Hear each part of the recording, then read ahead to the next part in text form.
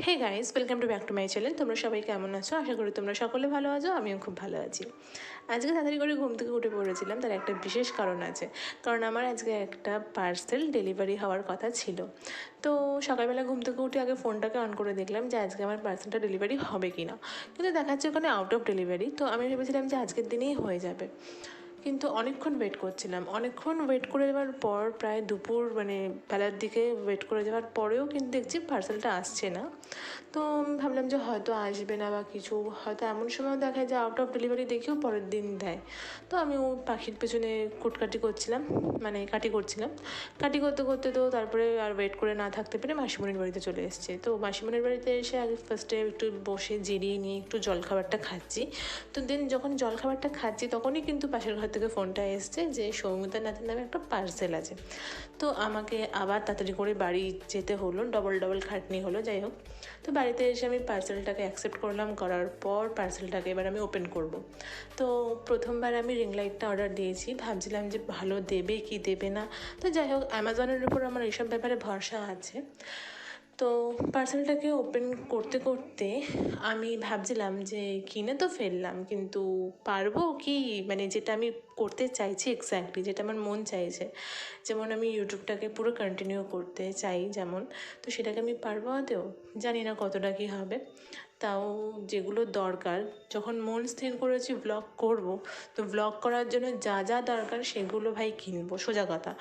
আর এমনিতে এগুলো আমি আমার নিজের জমানো টাকা দিয়েই আমি কিনে দিই, যেগুলো আমার দিদা বা আমার মানে কাকা বা এরকম জমানো টাকা দিয়ে, বা আমি যে টুকটাক কিছু করি সেখান থেকেও আমি জমিয়ে জমিয়ে এই জিনিসগুলো কিনেছি।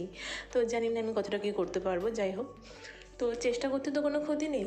আর পার্সেলটাকে ওপেন করার পর আমি এগুলোকে আমি নিজের মতন করে সেট আপ করতে চাইছিলাম, কারণ আমার ইউটিউবটা দেখে নেওয়াটা উচিত ছিল, আমি ইউটিউবটা দেখিনি তখন। তো আমি এটাকে নিজের মতন করে সেট আপ করতে চাইছিলাম, কিন্তু আমি ফেল করি, আমি পারিনি ব্যাপারটাও ঠিকঠাকভাবে সেট আপ করতে। তো মাঝখানে আমাকে ইউটিউবটা দেখতে হয়েছিল।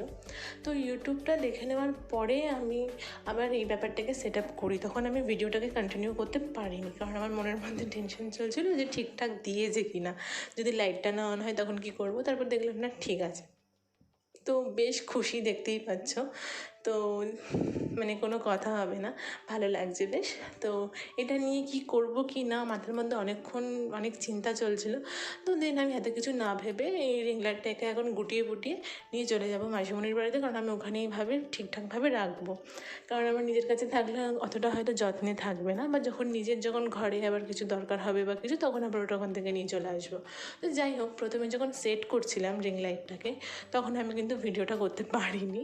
আর যখন আমি রিং লাইটটাকে পুরো খুলে দিচ্ছি তখন আমি ভিডিও করেছি, কোনো মানে হয়, পুরো উল্টোঝুরি রয়ে গেল ব্যাপারটা।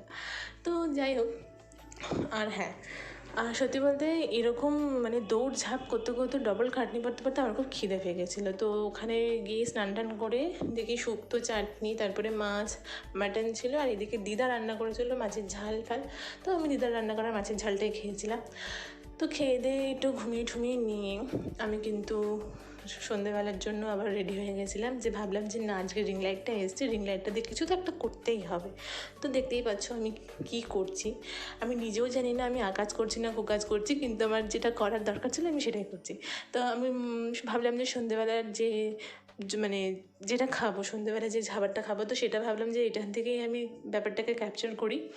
তো আমি প্রথমে ভাবলাম যে ম্যাগি ফ্যাগি বানাবো, তারপর ভাবলাম না থাক, আজকে একটু অন্য কিছু বানাই। তারপর দেখলাম যে মাসিকে বললাম যে একটু কুরকুরে আনো, কুটকুরে পেঁয়াজ লঙ্কা তারপরে লেবু এগুলো দিয়ে কী বানাবো। তারপর ভাবলাম যে না, এরকম দিয়ে একটা মিক্স টাইপের একটা চাট বানিয়ে দিই। তো এরকম মাঝে মাঝে আমরা করে খেতাম। তো আজকে ফার্স্ট টাইম এটা ভিডিওতে আমরা আনলাম। তো যাই হোক, তো এটা আমারই বুদ্ধি, এসব আমার মাসির বুদ্ধি নয়, এসব আমারই বুদ্ধি। আমি ইউটিউব ফেসবুক দেখে দেখে এটা করবো ওটা করবো এরকম বায়না করতেই থাকি, তো ব্যাস। আর আমার সাথে আমার মাসিমণির তাল দেয়, কিন্তু হ্যাঁ, অন্যায় আবদারগুলোকে একদমই মানতে চায় না। তো যাই হোক, তো এরকম ভাবে আমার মাসিমণি আমার সবসময় আমাকে সাপোর্ট করে।